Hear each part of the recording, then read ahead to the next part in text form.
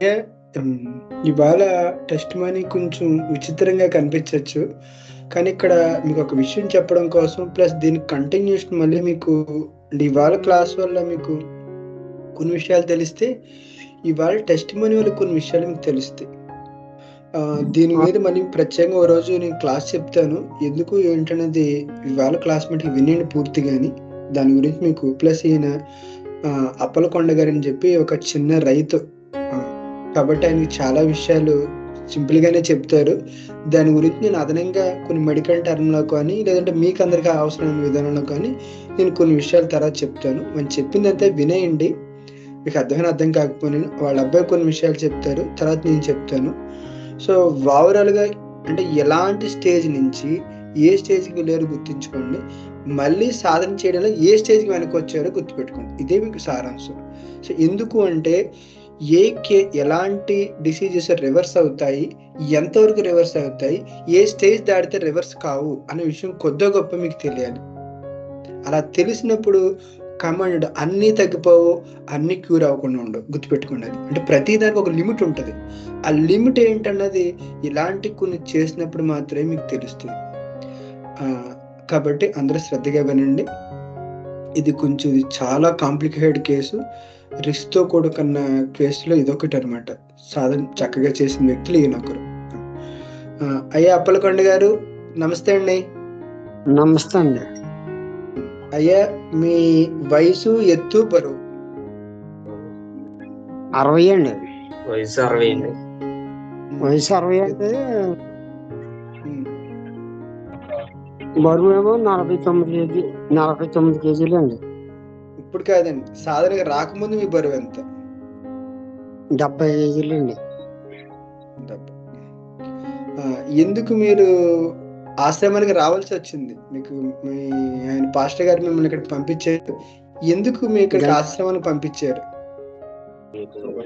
Pastor గారు పంపారండి. ఇక్కడికి వచ్చాము. వచ్చిన వెంటనే మీకు చెప్పానండి. Sugar, BP, kidney creatine 4 కూర్చుందండి. ఇక్కడ ఆయనకున్న సమస్య ఏంటి? షుగర్ ఎంత కాలం నుంచి ఉందండి మీకు? షుగరు 16 అండి. 15 సంవత్సరాలన్నర అవుతుందండి. అయ్యా మీరు మాట్లాడినా పర్లేదండి. అప్పలకొండ గారు అబ్బాయి గారు మీరు మాట్లాడినా పర్లేదు ఇబ్బంది. షుగర్ అయితే 16 సంవత్సరాలు ఉంటదండి. బీపీ వచ్చి ఎంత కాలం అయిందండి? ఏంటండి? బీపీ వచ్చి ఎంత కాలం అయింది? బీపీ అండి అది లాస్ట్ మినిట్ లో మనం ఒక 3 సంవత్సరాలు 4 సంవత్సరాలు పెట్టి నుంచి వచ్చిందండి. Okay good. తర్వాత ఉన్న సమస్య ఏంటండి? కిడ్నీ సమస్య ఏంటండి? కిడ్నీ సమస్య అన్నదండి సరిగ్గా 2 సంవత్సరాలు ఫస్ట్ లోనే 1.8 ఉండేదండి మనం హాస్పిటల్లోకి వెళ్ళినప్పుడు. అయితే మాకు తెలియని ఎక్కువ ఏంటంటే క్రియేటిన్ అన్న సంగతి నాకేం తెలియలేదండి. నేను చదువుకున్నా నాకేంటి క్రియేటిన్ అన్న పదం తెలక నీ హాస్పిటల్కి వెళ్ళాం చూపించుకున్నాను అనుకుంటాను కదండి. డాక్టర్ని కూడా మేము అడిగిపోలేం కదండి. డేట్ 1.8 ఉంటుందని నేను అడగలేకపోయి మా అన్ని అడిగిపోయారు కదండి. నేను వాళ్ళ తమ్ముళ్ళు అండి వాళ్ళ రెండో అబ్బాయి అండి. నేను చూసుకోండి అన్ని అయినప్పటికీ ఇది ఏంటి నాకు తెలిసి కానీ అడగలేకపోయిపోయానండి. తర్వాత లాస్ట్ మినిట్ లోని లాస్ట్ టైంలోని 6 నెలలు వెళ్ళాక తీసుకెళ్ళామండి హాస్పిటల్. 6 నెలలు తీసుకెళ్ళాక వచ్చింది 3.5 ఏమో 3.1 ఒక రోజు అండి. తర్వాత 10 రోజులకి వెళ్ళాక 3.4 అండి. తర్వాత మళ్ళీ 15 రోజులకు మళ్ళీ వచ్చామన్నారండి. అలాగైతే ఇది 3.9కి వెళ్ళిపోయిందండి. 4కి వెళ్ళిపోయిందండి. మీరు ఆశ్రమానికి వచ్చేటప్పుడు మీ క్రియేటినిన్ ఎంతండి? 4 అండి. ఇప్పుడు డాక్టర్ గారు మీరు ఏం చెప్పారండి అక్కడికి? క్రియేటిన్ పెరిగిపోతుంది కదండి, ఇంక మీ బాగా పెరిగిపోతుంది, ఏమన్నా తేడా అవుతుంది, మీరు వెంటనే హాస్పిటల్ అడ్మిట్ అయిపోవాలి, తర్వాత ఏమన్నా ప్రాసెస్ డయాలసిస్ ఏం మొదలెడదామని అన్నారు. అప్పుడు ఇక్కడికి మిమ్మల్ని పంపించారు కదండి? మా దగ్గర పంపించారండి. ఇక్కడ ఒక విషయం మీ అందరికీ చాలా మంది తెలుసో తెలియదో కానీ క్రియేటినిన్ అంటే సాధారణంగా ఒక ఆరోగ్యవంతుడికి 1 మహా అయితే 1.6 ఉండాలండి. అది 1.2, 3, 4 పెరిగే కొలది ఏమవుతుందంటే కిడ్నీ యొక్క డ్యామేజ్ పెరుగుతుందని అర్థం. ఆల్మోస్ట్ 2కి వచ్చిందంటే 80% డ్యామేజ్ అయిపోయినట్టండి. 3కి వచ్చిందంటే 90%. మీకు యావరేజ్ లెక్క ప్రకారం చెప్తున్నాను. ఇంకా ఆల్మోస్ట్ 4 వచ్చిందంటే ఆ వ్యక్తికి కిడ్నీ పనిచేయట్లేదని అర్థం. డయాలసిస్ చేయాలి, లేకపోతే చనిపోతారు అన్నమాట. చాలా రేర్ కేసెస్ 6 దాటితే వెంటనే డయాలసిస్ చేసేస్తారు. వాళ్ళు నా దగ్గరికి వచ్చేటప్పటికి షుగర్ 16 సంవత్సరాల నుంచి ఉంది, విత్ ఇన్సులిన్ వాడుతున్నారు, బీపీకి మెడికేషన్ వాడుతున్నారు, క్రియేటినిన్ 4 ఉంది, ప్లస్ వాళ్ళు చెప్పింది ఏంటంటే డయాలసిస్కి రమ్మని అన్నప్పుడు పంపించారు నాకు. ఆయన అప్పుడు రోజుకి ఇన్సులిన్ ఎంత వాడేవారండి? ఇన్సులిన్ ఫస్ట్ టైం 20 వాడేవారండి. తర్వాత మీరు పెంచుకోవాలంటే 25కి వెళ్ళిపోవాలండి అన్నారండి. రోజుకి బిఫోర్ షుగర్ ఎంత ఉండేది, ఆఫ్టర్ షుగర్ ఎంత ఉండేదండి? 300. అప్పుడండి 280, 320 దాకా వెళ్ళిపోయిందండి. భోజనం ముందు ఎంత, భోజనం తర్వాత ఎంత? పరగొడుపున అయితే 320 వెళ్ళిందండి. తర్వాత 280, 290 అలా మధ్యన ఉండేది. ఇది ఆయన ఇన్సులిన్ వాడినా వాడకపోయినా అదే పరిస్థితి, అవునండి? ఇన్సులిన్ క్రమంగా తీసుకున్నా చేసుకున్నాక కూడా అలా ఉండిపోయిందండి. నాకేమీ అర్థమయ్యేది కాదు. సో ఇక్కడ మీ అందరికీ చెప్పే విషయం ఏంటంటే ఆయన మెడికేషన్ ఎంత వాడినప్పటికీ బాడీ మీద ఇన్సులిన్ పనిచేయడం మానేసింది. సో అప్పుడు మొత్తం డయాలసిస్ సజెస్ట్ చేశారు. సో ఎవరో పాస్టర్ గారు అప్పటికే సాధన చేయడంతో ప్రసాద్ గారు మన వల్ల ఏమైనా అవుద్ది అంటే నా దగ్గర పంపించారు. సో వాళ్ళ నాన్నగారికి విషయం పూర్తిగా తెలియదు. వాళ్ళ అబ్బాయితో కూర్చోబెట్టి మాట్లాడాము. అయ్యా, దీంట్లో ప్రమాదం ఉంటుంది, మీరు మెడికేషన్ వాడుతూ కొంచెం బెటర్మెంట్ చేయమంటే చేస్తాను, అది అభ్యంతరం. కానీ దానివల్ల సమస్య పూర్తిగా క్యూర్ అవ్వదు. కానీ సమస్య పూర్తిగా క్యూర్ అవ్వాలంటే ఒక ప్రమాదం ఒకటి రావచ్చు, దానికి మీరు ఏదైనా జరిగినా పర్లేదని మీరు హామీ పర్లేదనుకుంటే నేను ముందుకు తీసుకెళ్తాను, అప్పుడు అది క్యూర్ అయ్యే అవకాశాలు ఎక్కువగా ఉంటాయి అని చెప్పాను. అందులో మొట్టమొదటి చెప్పిన కండిషన్ ఏంటంటే ఒక 25 రోజులు 4 రోజుల వరకు ఏం జరుగుద్దామో అని చెప్పలేము, మీరు అలాగ తీసుకెళ్ళమంటే ఆ సాహసం చేద్దాం, అంటే మీరు చేయాలి, నాకు అలవాటు ఇవన్నీ. కానీ తర్వాత అదేంటి ప్రసాద్ గారు ఎలా అయింది అంటే నేను దానికి ఆన్సర్ ఏం చెప్పలే.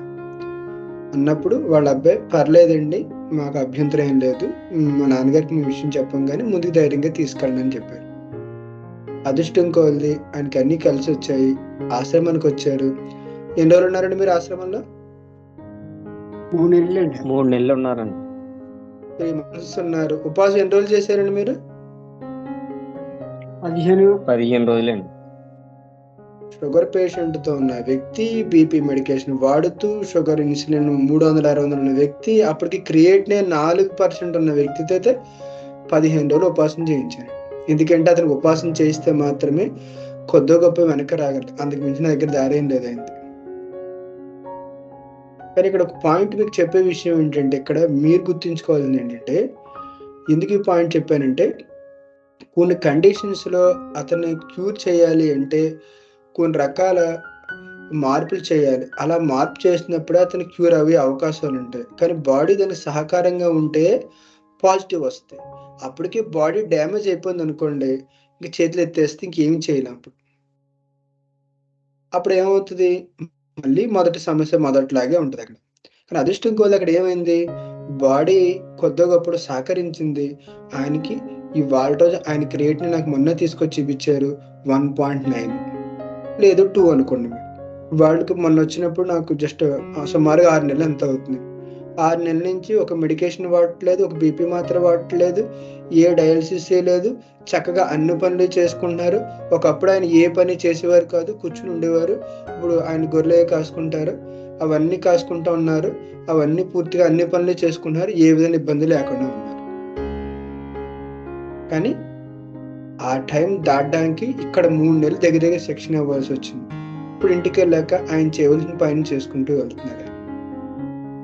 ఫోటో షేర్ చేద్దాం, వీలైతే నేను రేపు పెట్టడానికి చూస్తాను, నేను ప్రిపేర్గా లేకపోయాను. నేను ఆయన report, photos before after photos plus report కూడా నేను షేర్ చేస్తాను మీ అందరికీ.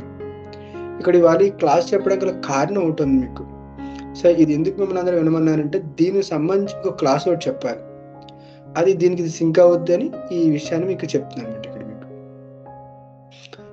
కాబట్టి అంటే కొంతవరకు సాధనలో మనం కొన్ని రివర్స్ చేసుకోగలుగుతాం. కొన్ని సందర్భాల్లో రివర్స్ చేయలేము మనం. అది మనం ఎప్పుడు మనం సాధన స్టార్ట్ చేసామనేది మీద ఆధారపడి ఆ రిజల్ట్ డిసైడ్ అవుద్ది. గుర్తుపెట్టుకోండి. డ్యామేజ్ పూర్తిగా అయిపోయాక వస్తే ఏమీ చేయలేము. సాధన కూడా ఏమీ చేయలేదు. కానీ స్టార్టింగ్ స్టేజ్‌లో గాని మీరు మొదలెట్టారనుకోండి రికవరీ ఎక్కువగా ఉంటుంది. ఎందుకంటే ఇలాంటి కేసెస్ మేము ఎన్నో చేస్తూ ఉంటాం. కానీ సమస్య ఏంటంటే నడితే రిస్క్ కూడా ఉంటుంది. ఎప్పుడు బాడీ ఎలా స్పందిస్తది అన్నది మనం ఏమి చెప్పలేం. దిగడం వరకే మనం దిగాక ఏం తెలుస్తదో బాడీకి రెస్పాన్స్ మనకు తెలియదు. కాబట్టి ముందుగానే అయ్యో దేనికన్నా మీరు సిద్ధమైతే కేస్ టేకప్ చేస్తాము. లేదంటే మేము చేయగలిగింది ఏమీ లేదు. ఏదో కొద్దో గొప్పో బెటర్‌మెంట్ చేయమంటారా? బెటర్‌మెంట్ సలహాలు ఎలాగో చేస్తాను. పెద్ద విషయం ఏం కాదు. కానీ క్యూర్ అనే పదం కావాలి.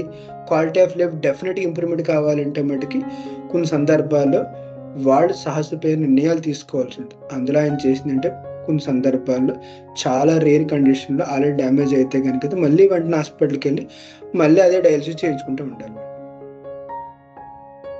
అంటే ఇక్కడ మీకు ఈ పాయింట్ ఎందుకు చెప్పామంటే వాళ్ళు చివరి టైంలో వచ్చారు కాబట్టి రిస్క్ ఎక్కువ ఉంటది అక్కడ. గుర్తుపెట్టుకోండి. అదే మీరు షుగర్ రాగానే వచ్చారనుకోండి అప్పుడు డయాలిసిస్ ఉండదు, కిడ్నీ గొడవ ఉండదు మనకి. ఈ మాట మీకు ఎందుకు చెప్తున్నానంటే ఇందులో చాలా మంది షుగర్ ఉన్నవాళ్ళున్నారు, బీపీ ఉన్నవాళ్ళున్నారు, రకరకాల కాంప్లికేషన్స్ ఉన్నవాళ్ళున్నారు. మీరు చివరికొచ్చాక మనం ఏమి చేయలేము గుర్తుపెట్టుకోండి. ఎంత బేగా మీరు మేలుకొని ఎంతో కొంత మీరు చేయగలిగితే అంత ఎక్కువ లాభం మీకు. ఇప్పుడు మొత్తానికి ఎంత కాలం అయిందండి ఇప్పటికి మీరు? 6 నెలలు 6 6 నెలలు అవుతుంది. 6 నెలలు. 6 నెలలండి. ఓకే. మీరు సాధన ముందు నాన్నగారి ఆరోగ్యం ఎలా ఉంది? ఇప్పుడు సాధనలో తర్వాత నాన్నగారి ఆరోగ్యం ఎలా ఉంది? చెప్పండి వేరే కంపారిజన్ చెప్పండి రెండిట్లకి.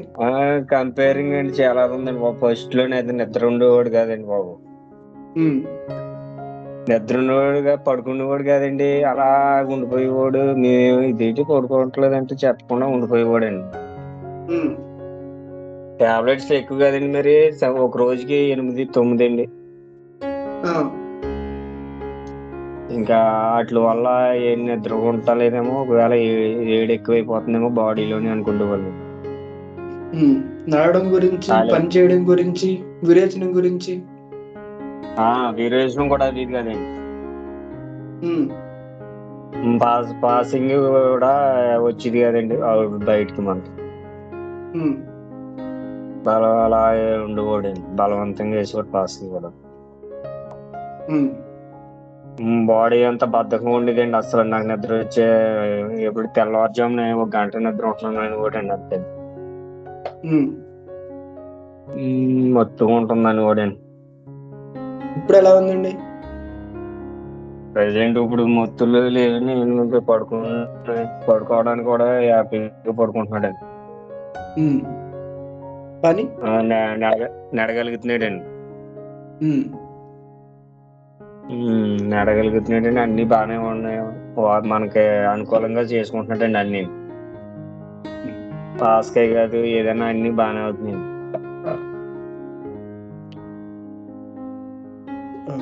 ఇప్పుడు ఆయన ఏం మెడికేషన్ లేకుండా హ్యాపీగా ప్రశాంతంగా ఇన్సులిన్ లేకుండా షుగర్ లెవెల్ చెక్ చేస్తే అన్నీ నార్మల్‌కి వచ్చేసాయి. ఆయన వచ్చిన సాధన ముందు ఆయన హెచ్‌బీ1సీ ఎంత ఉందండి షుగర్ రీడింగు? ఈయన ఆ రోజండి మీరు తీసినప్పుడండి అవునండి. అప్పుడైతే 150 అండి. ఓకే. 3 months okay. కాబట్టి మీ అందరికీ చెప్పేది ఏంటంటే, అంటే ఇలాంటి కండిషన్స్‌లో కూడా మనం సాధన చేయించిన వాళ్ళకి లాభం వస్తుందని చెప్పడం మీకు టాస్క్ అంతే ఇక్కడ. కానీ చాలా ధైర్యం ఉండాలి. వాళ్ళకి ధైర్యం ఉండాలి. ఇలాంటి కేసెస్ తీసుకున్నప్పుడు కూడా కొంత రిస్క్ కూడా ఉంటాయి ఆటిల్లో. కానీ కొన్ని నగ్గాలంటే కొన్ని శాసించే ముందుకెళ్ళవలసి ఉంటది ఇక్కడ. దీనికి సంబంధించి మీరేమైనా డౌట్స్ ఉంటే అడగాలంటే నన్ను అడగొచ్చు. అంటే వాళ్ళు చెప్పలేకపోవచ్చు కొన్ని విషయాలు. అందుకోసం నేనే చెప్తున్నాను.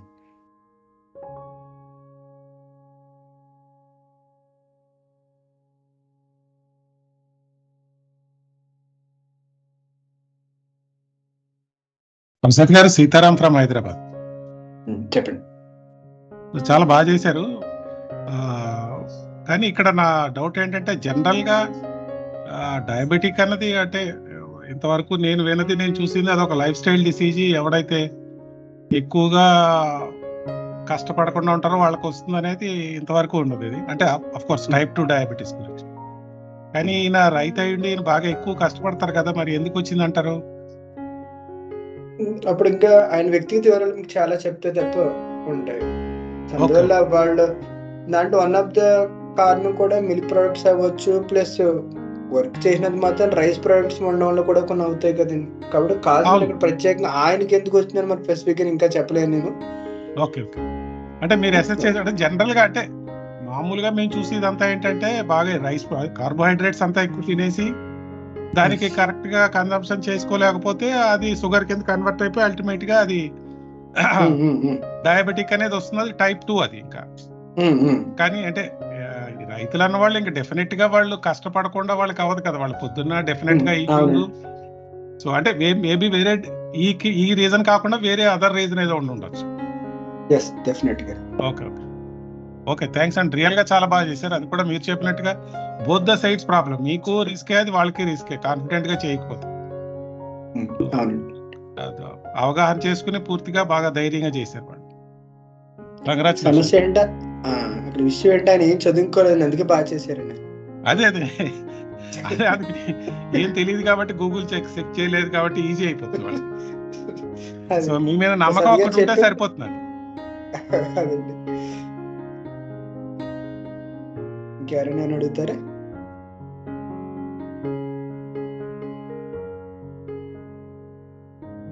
ప్రసాద్ గారు నమస్కారం, కేవీఆర్ రాజు మాట్లాడుతున్నాను సార్. అయ్యే చెప్పండి. అచ్చా, ఇప్పుడు రిస్క్ ఉంది అంటున్నారు. ఇప్పుడు ఇటువంటి కేసు టేకప్ చేసాం అనుకోండి, చేసుకున్న తర్వాత ఒకవేళ ఒక స్టేజ్ లో మన వల్ల కాలేదనుకోండి, ఆ స్టేజ్ లో ఎల్లోపతికి పంపించినందువల్ల ఇప్పుడు ఎల్లోపతికి వెళ్ళినా అప్పుడు వెళ్ళినా తేడా ఏమైనా పడుతుందంటారా? అంటే మన ప్రయత్నం కాదు కదా, ఏం ఉండదండి. అక్కడ ఏమనుకుంటారంటే సాధకుడు ఎప్పుడు కూడా ఇప్పుడు వచ్చినప్పుడు ఏమొస్తారు, నడిచి వస్తుంటారండి, వేరే మాత్రలు వాడుతుంది, ట్రీట్మెంట్ స్టార్ట్ చేస్తాం, కొద్దిగా నీరసం వస్తుంది, ఆటో ఎక్కువ పంపించాలి. వచ్చినప్పుడు ఏమో నడిచి వచ్చామండి, వెళ్ళేటప్పుడు ఆటోలో వెళ్ళా ఉంటుంది. దానికి ఆన్సర్ మనం ఏం చెప్తాం? వాళ్ళకి వదిలేండి సార్, వాళ్ళకి చెప్పే సమాధానం అది, మనలో మనం మాట్లాడుకోవడానికి. అంటే మనకి చెప్పేది ఏంటంటే, బాడీ ఎప్పుడైతే ట్రీట్మెంట్ తన రిపేర్ సిస్టమ్ స్టార్ట్ చేస్తూ వామిటింగ్స్ రావచ్చు, విరేచనాలు రావచ్చు, సో షుగర్స్ రెస్పాండ్ కాకపోవచ్చు. అలాంటప్పుడు మళ్ళీ టాక్సిక్ లోడ్ పెరగడం వల్ల మళ్ళీ నిద్ర రాకపోవడం ఇవన్నీ జరుగుతాయండి. సో అప్పుడు మళ్ళీ ఏం చేయాలి, మళ్ళీ వెంటనే హాస్పిటల్కి తీసుకెళ్ళాలి. అలాంటి టైంలో ఏమవుతుందంటే కొంచెం డిలే అయినప్పుడు ఆ క్రియేటినిన్ వాల్యూస్ పెరుగుతాయి. 4 ఉండేది 6కో 7కో వెళ్తుంది. అప్పుడు ఏం చేస్తారు, మళ్ళీ ప్రాసెస్ స్టార్ట్ చేస్తారు. అంటే నా పాయింట్ సింపుల్ సార్, అంటే ఇప్పుడు మనం అలోపతికి ఆఫ్ చేసి మన నేచర్ క్యూర్ కి రావడం వల్ల have we taken any risk? అంటే ఇప్పుడు మన వల్ల కాదు, కొన్నాళ్ళు ట్రై చేసి ఓకే మరి వి టేక్ ఎ డెసిషన్, మన వల్ల కాదు అప్పుడు అలోపతికి వెళ్ళినందువల్ల మనం ఏమైనా ఎక్స్ట్రా రిస్క్ తీసుకుంటున్నావా అని. అంటే కొన్ని టైమ్స్ లో ఉంటాయండి. ఒక 10 కేసెస్ చూసుకున్నాం అనుకోండి, 2 times లో కొంత డిలే చేయడం వల్ల వచ్చే నష్టాలు కొన్ని ఉంటాయి. అంటే క్రియేటిన్ 4 ఉన్నప్పుడు బాడీలో వచ్చే డ్యామేజ్ ఒకలా ఉంటుంది, అది 6కో 7కో వెళ్ళిన వాళ్ళు వచ్చే డ్యామేజ్ కొంచెం వేరియేషన్స్ ఉంటాయి. అది పెరుగుతున్న చెప్పు బాడీ యొక్క ఎఫెక్ట్ కంపల్సరీ ఫేస్ చేస్తాండి. అదే ఒక్కొక్కసారి మన దగ్గర కూడా 5-6కి వెళ్ళొచ్చు, ఒకవేళ ఏదైనా కారణం మనం చెక్ చేసుకుని ఎవ్రీ వీక్ మనం చెక్ చేస్తాం. మనకు తెలుస్తుంది, మనం చెక్ చేసుకున్నప్పుడు మన బాడీ ఎలా రెస్పాండ్ అవుతుందని మనకు తెలిసిపోతుంది. వాళ్ళు చెప్పేస్తారు, వాళ్ళ సిమ్టమ్స్ చెప్పేస్తే సో మనం బ్లడ్ టెస్ట్ కూడా మనం చెక్ చూసుకుని 2 కంపేర్ చేసుకుని హెల్తీగా మనం ముందుకు వెళ్తాం. ఒకవేళ ఇప్పుడు సార్ ఒక్కటి చెప్పండి సార్, ఇప్పుడు సపోజ్ ఇప్పుడు 6కి వెళ్ళింది అనుకోండి, మనం 4 దగ్గర తీసుకొచ్చాము, 6 దగ్గరికి వెళ్ళింది. 6 దగ్గరికి వెళ్ళినప్పుడు ఒకవేళ ఎల్లోపతిలో ఛాయింగ్ చేశాడు, ఇప్పుడు మనం చెయ్యలేని వాడు ఏమైనా చేయగలరా సార్ అక్కడ? అంటే టాక్సిన్స్ అన్ని రిమూవ్ చేసేస్తారు కదండి వాళ్ళు. కొన్ని పద్ధతుల ద్వారా బ్లడ్ లో ఉన్న టాక్సిన్స్ రిమూవ్ చేస్తారు. అప్పుడు పేషెంట్ సేఫ్ జోన్ లోకి వస్తారు. అది లాంగ్విటీలో నడుస్తూ ఉంటుంది అంతే. ఎప్పటికప్పుడు డస్ట్ తీసేస్తూ ఉంటారండి. అది మెకానికల్ గా చేయవలసిన పని అది. సో కాబట్టి అప్పుడు వెళ్ళి వాళ్ళు ఆ మెథడ్ ని ఉపయోగించుకోవాలి అంతేండి. అది అప్పుడు టాక్సిన్స్ దానికి తీసుకుంటే మళ్ళీ ప్రొడ్యూస్ అవుతాయి, మళ్ళీ తీసుకుంటాం అంతే. ఇల్లు ఎలా శుభ్రం చేసుకున్నా రోజు శుభ్రం చేసుకుంటాం. దానికి ఛార్జ్ అనేది పర్ డయాలిసిస్కి వచ్చి 4000 రూపీస్ ఛార్జ్ చేస్తారు. సో మనం పే చేసుకుంటూ ఉండాలి. ఇప్పుడు ఆయన ఉంది, ఫర్ ఎగ్జాంపుల్ ఈయన ఉంది కొండలరావు గారు, వచ్చారు డయాలిసిస్ చేసుకోమన్నారు, లక్కీగా ఇటుపక్క వచ్చారు, చక్కగా సాధన చేశారు. ఆల్మోస్ట్ 6 months నుంచి ఆయన డయాలిసిస్ చేయించుకుంటలేదు. సో మామూలుగా యావరేజ్ గా పరిశ్రమ 2000 రూపీస్ మీరు ఛార్జ్ చేసిన వీక్ కి 4 సార్లు ఎక్కువ 10,000 రూపీస్ ఆయన పర్ మంత్ ఛార్జ్ చేయాలి ఆయన కామన్ మ్యాన్. ఇప్పుడు ఆ 6 months అంటే ఏంటండి, ఎంత అవుతుంది చక్కని, అది వీక్లీ ట్వైస్ కి వెళ్ళిపోద్ది. అలా ఉండికోవాలి సంఖ్య పెరిగిపోద్ది కదండి ఇక్కడ మీకు. ఇప్పుడు చెప్పండి. కొన్నాళ్ళు డయాలసిస్ చేసుకున్న తర్వాత టాక్సిన్స్ అన్ని చాలా మటు రిమూవ్ చేసిన తర్వాత అప్పుడు మన దాంట్లో జాయిన్ అయితే అప్పుడు క్యూర్కి వెళ్ళొచ్చా? క్యూర్ అనే పదం ఉండదు, మెయింటెనెన్స్ అని ఉంటుంది. జస్ట్ బెటర్మెంట్ ఉంటుంది అంతే. 2 డయాలిసిస్ కల్లా 1 డయాలిసిస్ రాగలిగే ప్రయత్నాలు కొన్ని ఉంటాయి, లేదంటే అంతే అండి. అందువల్ల అంటే కొద్దిగా బెటర్గా ఉండవాలి, యాక్టివ్గా ఉండడం, నీరసం తగ్గడం, నిద్ర పట్టడం, కొంచెం వాళ్ళకి ఇవన్నీ అదర్ సిమ్టమ్స్ అన్ని కూడా న్యూట్రలైజ్ అవుతాయి. అన్ని అవ్వు, ఒక 10కి 7, 8 న్యూట్రల్ అవుతాయండి. రిమైనింగ్ 3 వాళ్ళు ఫేస్ చేయవలసింది, చేయలేము మనకి. Right sir, thank you sir, నమస్కారం.